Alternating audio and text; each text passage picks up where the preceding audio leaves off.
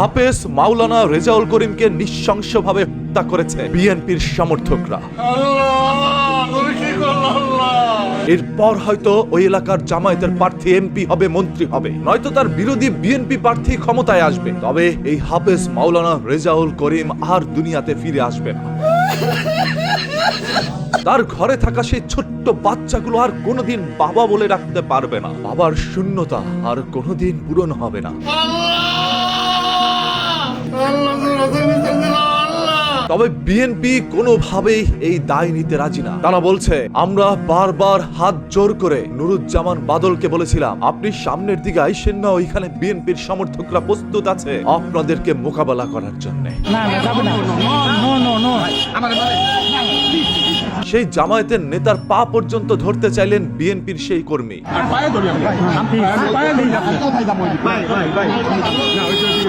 তবে কোনোভাবে জামায়াতের নেতাকে থামানো যাচ্ছিল না। তার দাবি, সময় যত যাচ্ছে চারদিক অন্ধকার হয়ে আসছে আর আমাদের জীবনের আশঙ্কা বেড়ে যাচ্ছে। তাই আমাদেরকে বাড়িতে যেতে দিন, আমরা কোনো ধরনের সহিংসতায় জড়াবো না। আপনার আইন শৃঙ্খলা বাহিনী আমাদের সামনে থেকে বাড়ি পর্যন্ত পৌঁছে দেন।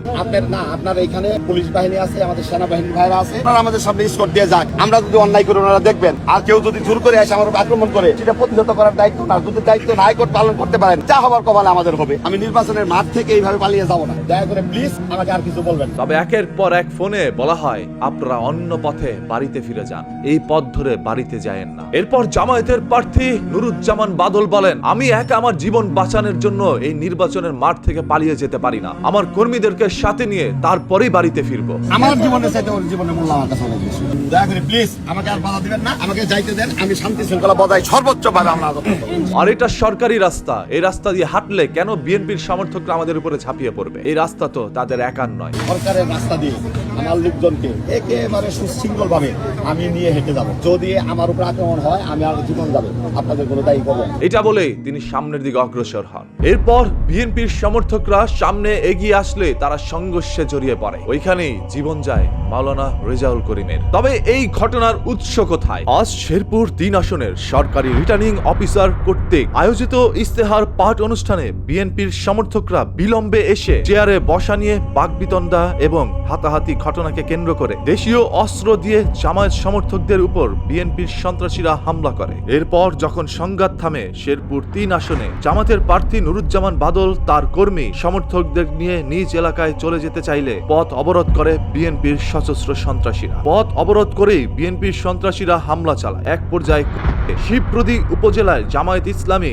সেক্রেটারি হাফেজ মাওলানা রেজাউল করিমকে নৃশংসভাবে হত্যা করে। এই সময় প্রশাসন সন্ত্রাসীদের প্রতিরোধ না করে জামায়াতের এমপি পদপ্রার্থী একা সরিয়ে নিয়ে যেতে চায়, কিন্তু তিনি নেতাকর্মীদের একা ফেলে যেতে চাননি। বিএনপির লোকেরা বলতেছে, বিএনপির লোকেরা নাকি তাকে থামাতে চেয়েছে, অথচ ওরা চেয়েছে হাফেজ রেজাউল করিমের মতো প্রত্যেক নেতাকে আলাদা করে হত্যা করতে। ফেসবুকের মধ্যে এরকম ভাবে পোস্ট করে যাচ্ছে অসংখ্য জামায়াতের নেতাকর্মীরা। অন্যদিকে বিএনপির নেতাকর্মীরা বলছে, এই নুরুজ্জামান বাদল যদি সামনের দিকে এগিয়ে না যেতেন, হাফেজ মাওলানা রেজাউল করিমের জীবন যেত না, আহত হতেন না শত শত মানুষ। তাই সম্পূর্ণ ভুলই নাকি ওই নুরুজ্জামান বাদল জামায়াতের প্রার্থী। ফেসবুকের মধ্যে দুই দলই যেভাবে পোস্ট করে যাচ্ছে এবং তাদের মতামত প্রকাশ করে যাচ্ছে, সেটা দেখলে মনেই হচ্ছে বিএনপির কথায় জামায়াত দোষী, জামায়াতের কথায় বিএনপি দোষী। জামায়াতের নেতাকর্মীরা যখন রাস্তা ধরে বাড়িতে ফিরে যেতে চাইলেন, তখন ওইখানে বিএনপির সমর্থকরা কেন পথ অবরোধ করে রাখলেন? কেন বললেন জামায়াতের নেতাকর্মীরা এই পথে আসলেই তারা আর বাড়িতে ফিরে যেতে পারবে না? আজ হাফেজ মাওলানা রেজাউল করিমের জীবন গিয়েছে। সেই জীবনের বিনিময়ে তার সন্তান হলো এতিম, তার সংসারের হাল ধরার মতো আর কেউ রইল না। বলা হচ্ছে রেজাউল করিম নাকি শহীদ হয়েছে। তবে বিএনপির অসংখ্য সমর্থকরা ফেসবুকের মধ্যে